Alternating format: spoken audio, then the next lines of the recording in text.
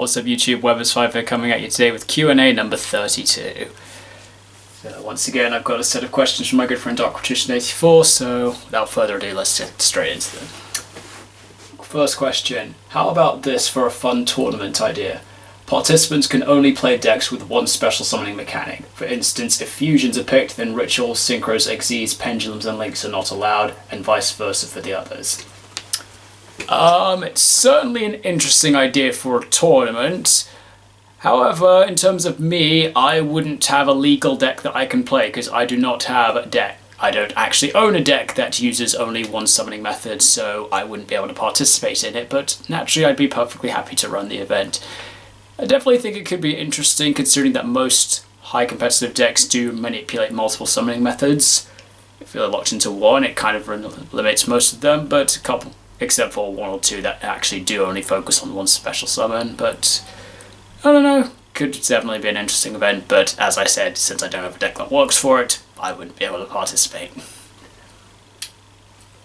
2. We've seen you play Pendulum Magician, Mythical Beasts, Endymion, Dark Magician, and a couple of Gravekeeper cards. Have there ever been any other spellcaster archetypes you were interested in? I did have a small interest in Magus Spectre when I was playing on the Legacy of the Duelist on the Switch version of that. When I went through the pendulums. I quickly went through the pendulum store just so I can get the Arc 5 store, so I could get all the pendulum cards. Pretty much one of the decks I was able to get early on was Magus Spectre, and I thought, you know, I've never actually played Magus Spectre. I'm just gonna give it a quick go. It's actually quite fun. So maybe I'd have a go at building Magus Spectre at some point, but I'm not entirely sure. But it's something for me to think about. 3. Do you like snow? I myself am not so keen on it since it makes train travelling and my work life difficult. I don't really... so in terms of my work life, I don't really get an excuse with snow because I work within walking distance, so I can still walk to work, so I don't really get that problem.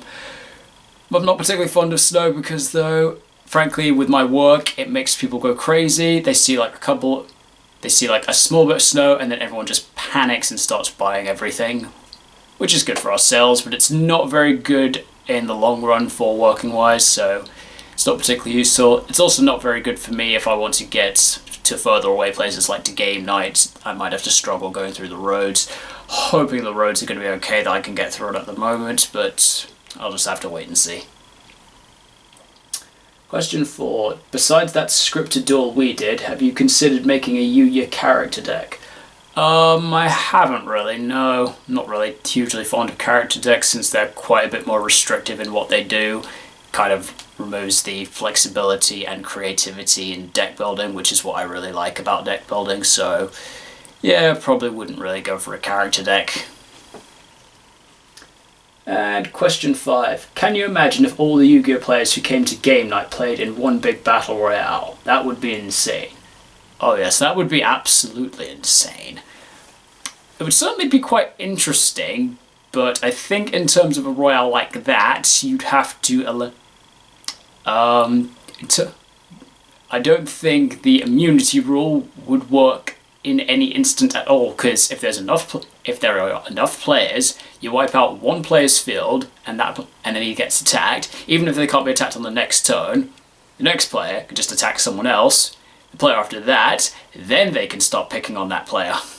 So, and if you keep adding in the immunity rules on a royale that huge, it's never going to end. So,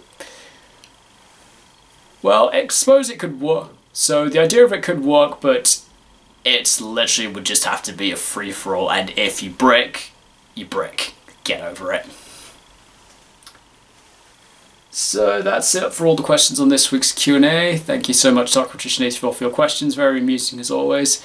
Anybody else wants to ask me questions for a Q&A, I do these Q&As every Wednesday afternoon UK time. Thank you so much for watching, guys, and I will see you next time.